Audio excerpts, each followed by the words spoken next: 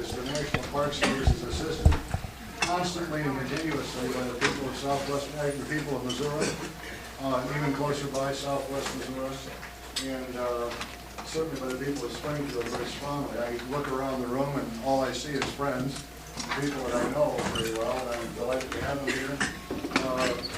All of our work with the park and the park staff at Wilson's Creek certainly is made easy, much more palatable and very enjoyable by the fact that we have such a supportive community here in Springfield. Everybody here is a volunteer, and I wanted to talk a little bit about volunteers tonight with you simply because some of your entertainment in a few minutes is going to be provided by some people who volunteer with us. But I think before I do anything else, I do have a couple of introductions that I think are in order. I think first of all we need to thank Baptist Bible College for the catering tonight. I think they did a wonderful job, and we really appreciate it.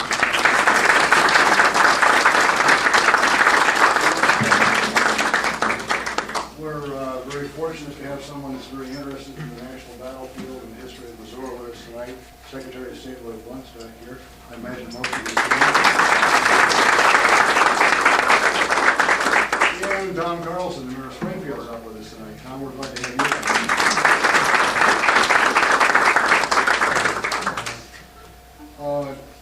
I spoke of the volunteers, and I think that one of the things that makes Wilson's Creek operate so smoothly and actually gets an awful lot of the work done that we do at this national battlefield is the fact that we have a lot of support in volunteers. And there are all kinds of volunteers working here. The Holston Research Library, if you're not familiar with it, in back of the front desk, is the second largest civil war research library in the National Park System. And this is after 6 years of operation. And we run the Holston Research Library with volunteers. Rick Hatcher, our historian, takes care of supervising that operation. But basically, when it's open to researchers, it's through Rick's volunteers that happens. We have living history volunteers, both in the military aspect and in the civilian aspect. And we have 3 volunteers that dressed out tonight to kind of join us. Civilian-wise, Bob Newman has come tonight. And these people spend a great deal of time and effort, and certainly a lot of their own money, in supporting volunteer activities here. And it's, your Saturdays and Sundays are kind of shot when you volunteer at a national battlefield, and these people do it willingly. And there are 70 or 80 of them. Some volunteers run the front desk. Don Strother's a Union soldier this evening. Believe it or not, our Confederate didn't show up. If there's room, I'm glad to have them come up. Sure. Michelle, come on up.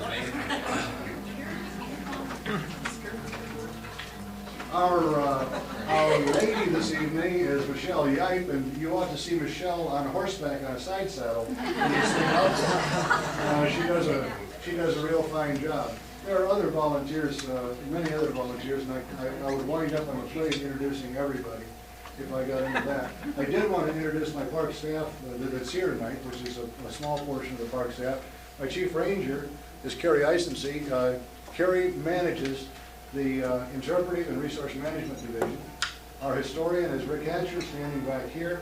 And Rick, we're very appreciative of your efforts, certainly. Rob Lamar has just joined us from Cape Lookout National Seashore, North Carolina. He brings many interpretive talents to us, and we greatly are very glad to have Rob with us. He's a very talented young man. As you drove in this evening, I'm sure that, at least I certainly hope that you were pleased with the grounds as you walked in or drove in and saw the trees and the grass and the manicured bushes and so forth. And Carla Stark sitting over here on the corner. So Carla, stand up. I want everybody to see it. If you were pleased with the way this place looks, there's the young lady to give a hand to right there.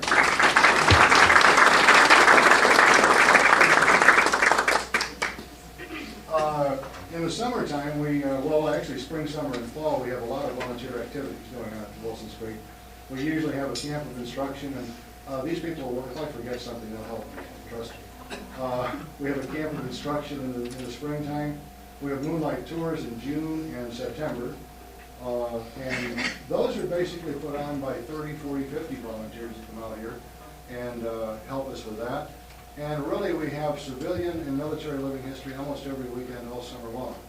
Another thing that goes on, as you all are aware, or I hope most of you are aware at least, that we've just finished restoring the Ray House, the 1852 Ray House, which was used as a Confederate field hospital during the Battle of Wilson's Creek. And although we don't have the furnishings in it yet, we nevertheless have the house completely restored and the spring house associated with it restored. And we have civilians at the Ray House on Saturdays and Sundays. So we have the house open. Someday it will be open with furnishings, but nevertheless, we do have it open, and we something we've initiated for the last couple of summers, and behind me here are some very talented people.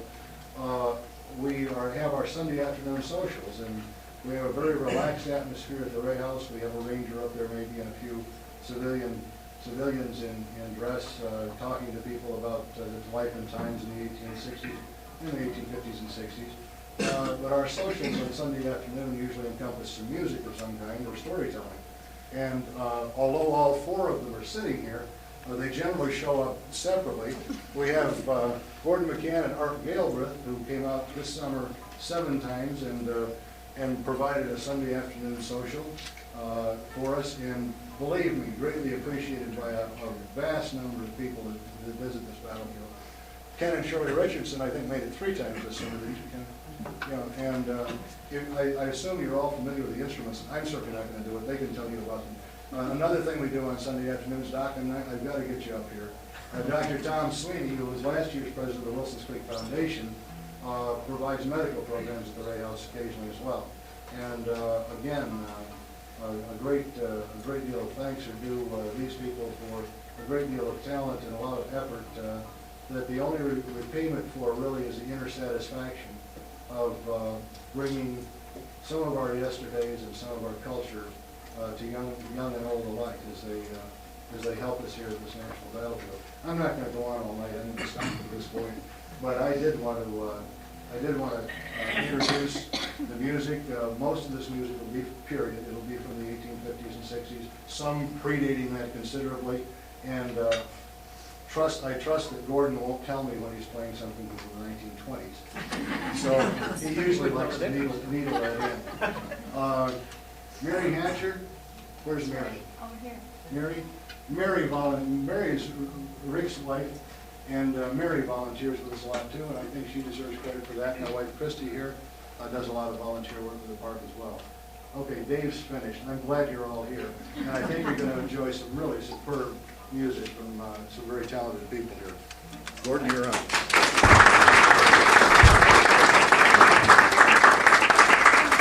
Of course, this has been a two-way street, because all we've been doing the last 2 summers is what they used to do every Sunday afternoon in the Ozarks, was to have a Sunday afternoon gathering. And of course, the Ray House is ideal with the big maple trees and everything. Now, we normally don't play together, but when we got together and they booked us both, why, we had a big fight as to who was to be the warm-up band for who. And it just was getting nowhere, so we joined forces. This is a new group tonight. We have no name. So I think we're going to go as the Richardsons tonight. Oh, okay. See, that's what happened. That's yeah. Try to be nice. But what, as Dave said, what we'll play, and we'll tell you a little bit about these tunes, is period music, which really doesn't mean anything. It was period music for the Revolutionary War, or the War of the Roses, probably. A lot of these tunes are that old. And you wouldn't know the difference anyway, so we'll just play it how we want to and tell you.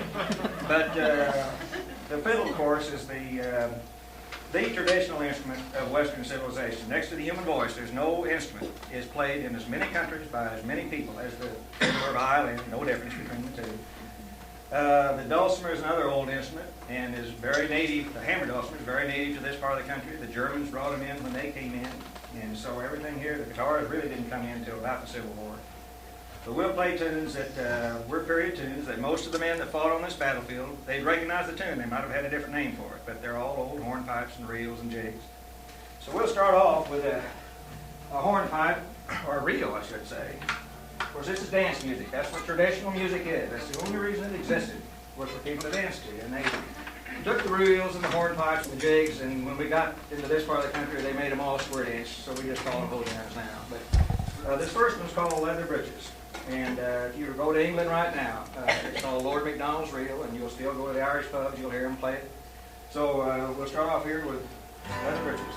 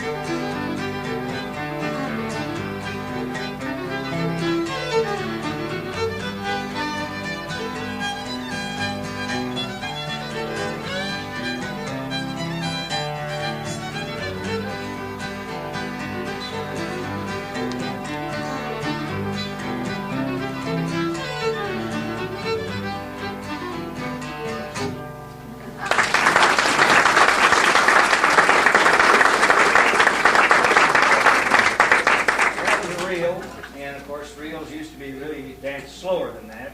We'll go to a hornpipe now, and keeping with the Civil War theme, this is Longstreet's hornpipe. Hammer Dulcimer's General Longstreet's a reel. all right. I was wrong. See, they gave me the wrong information. Put it on purpose. Unembarrassed me in front of everybody.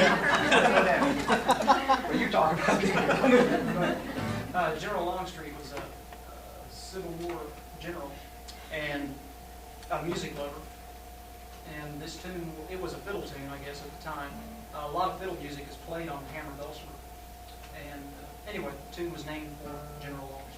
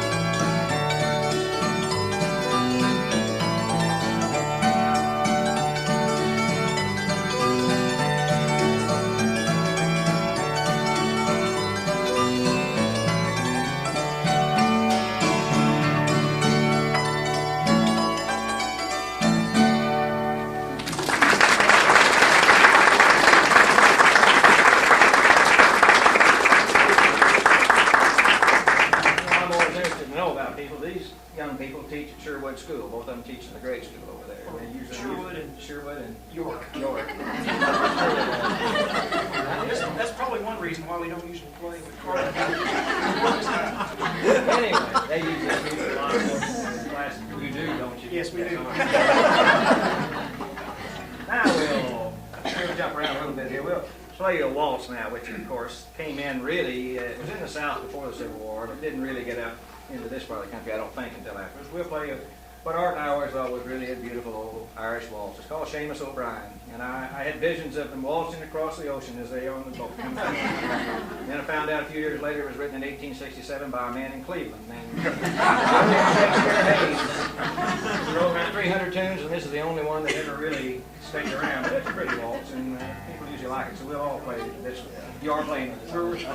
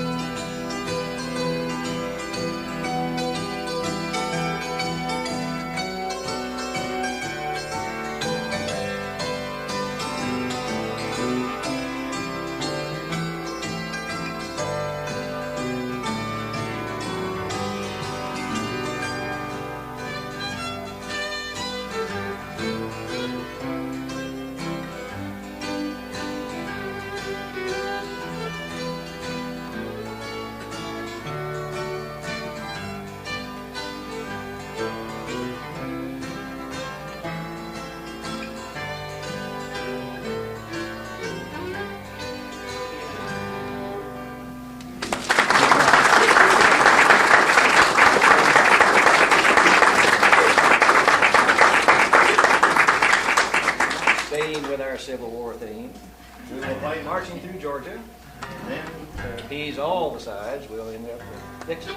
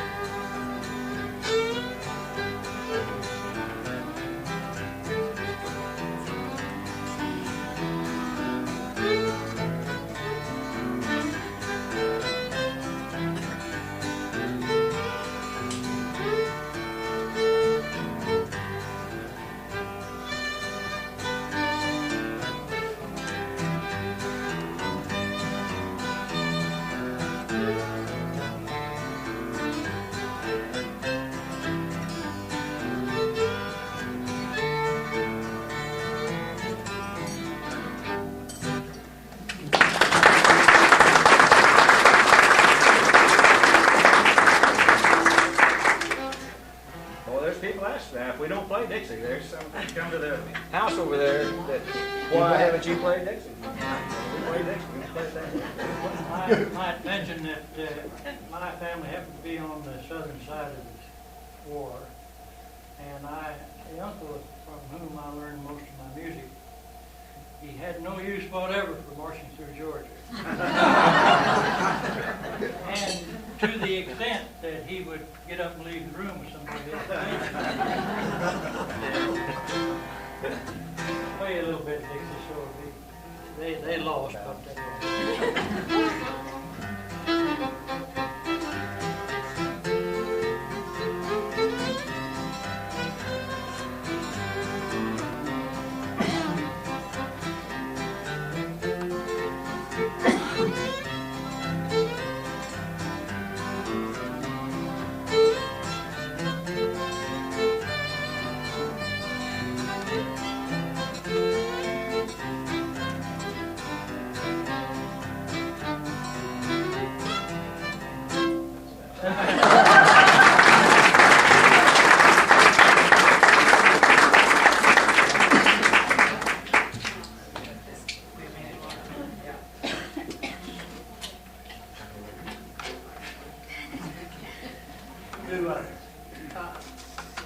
I'll play a tune for you on the banjo. Shirley's going to sing one.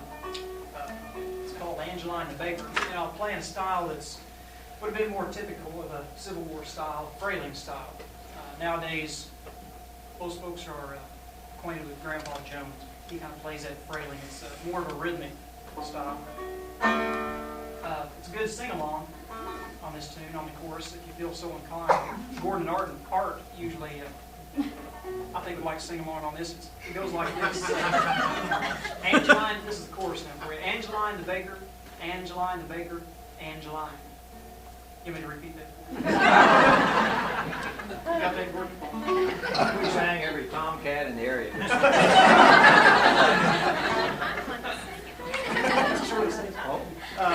Shirley's also going to play the bones, which is a very traditional instrument. Her bones aren't actually made out of bone; they're wooden. But at one time, they were made from rib bones. But cattle. Anyway, a little rhythm accompaniment. Angeline the Baker.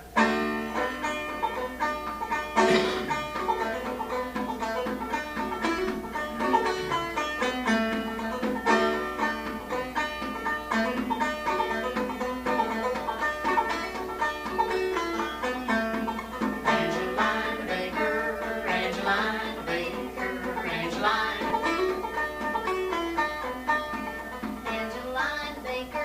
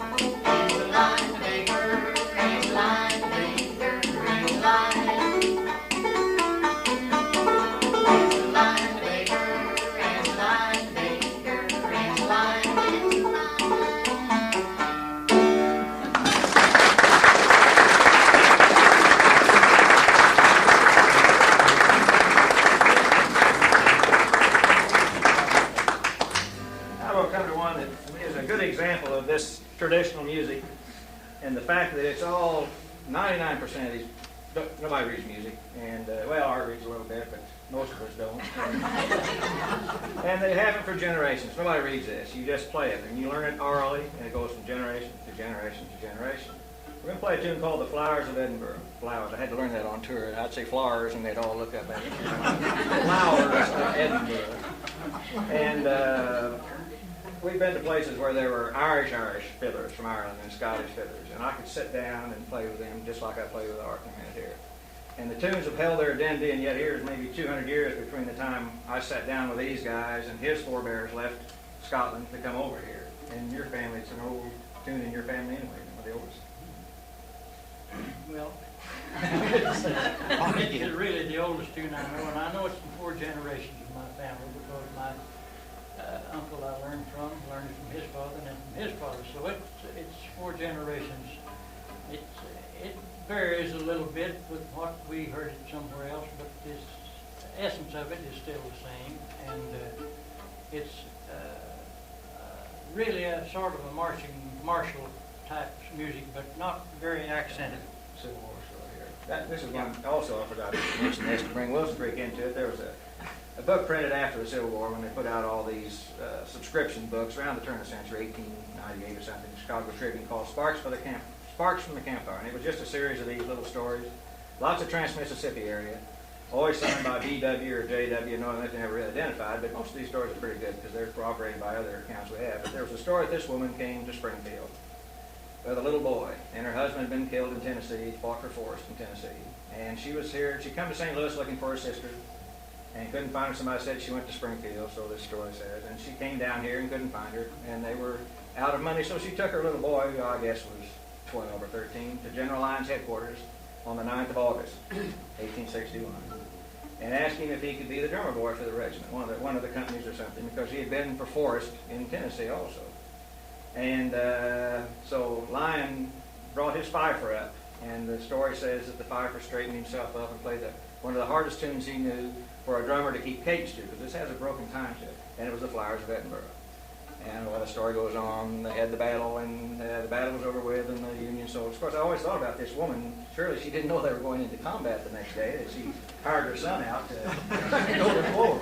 But they found him dying, and so on and so on. But anyway, this is The Flowers of Edinburgh, which is still played in the Ozarks by a lot of fiddlers.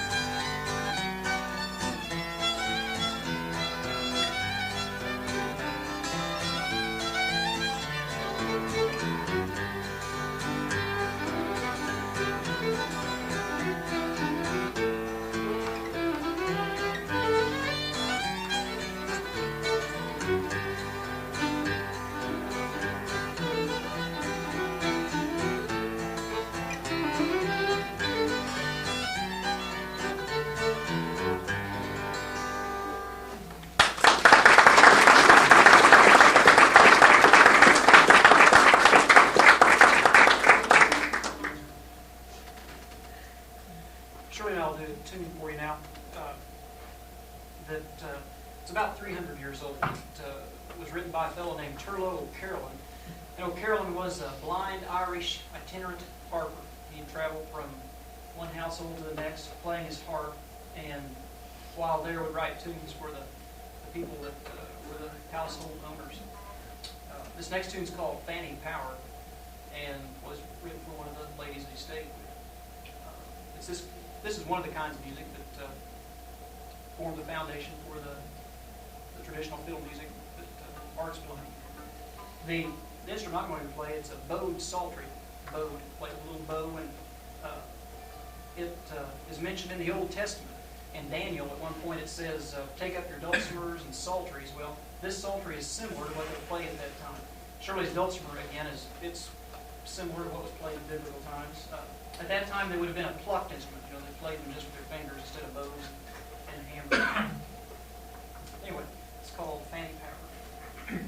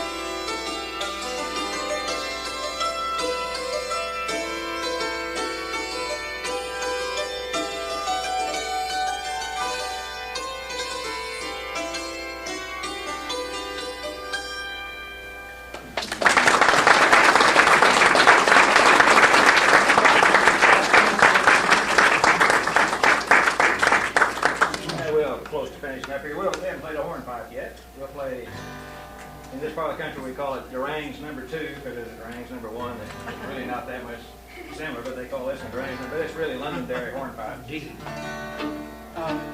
Also, Shirley is going to dance on this. In the Civil War period, they called this probably jig dancing, maybe clog dancing. Now they call it aerobic exercise.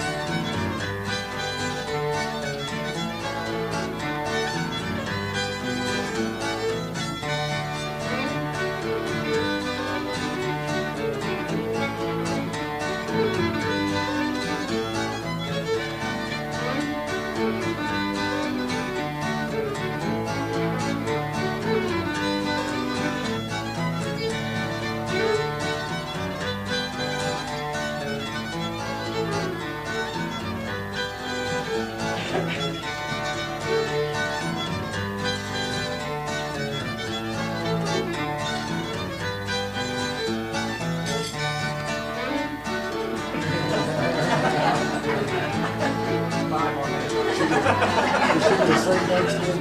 She was singing that.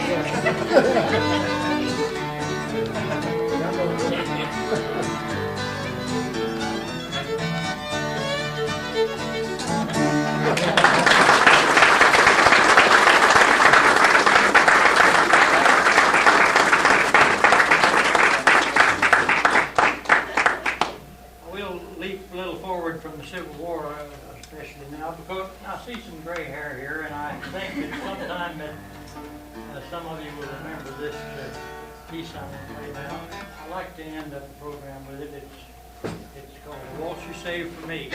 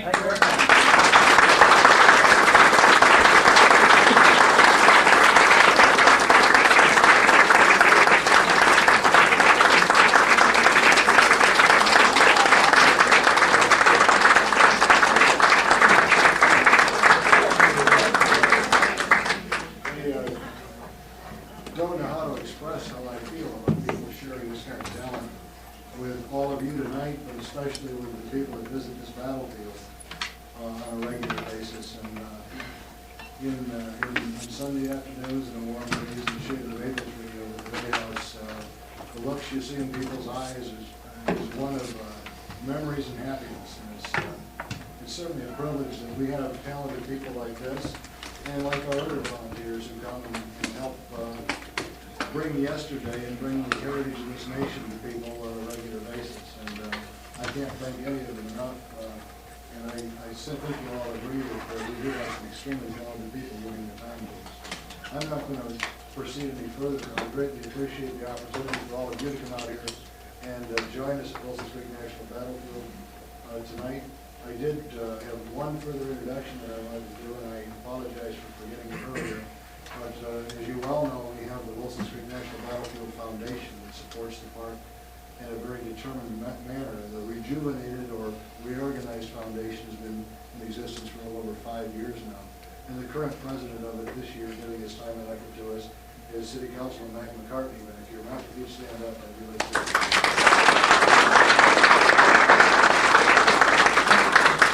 Thank you very much for being with us tonight. Greatly appreciate it. Thank you, sir. Thanks,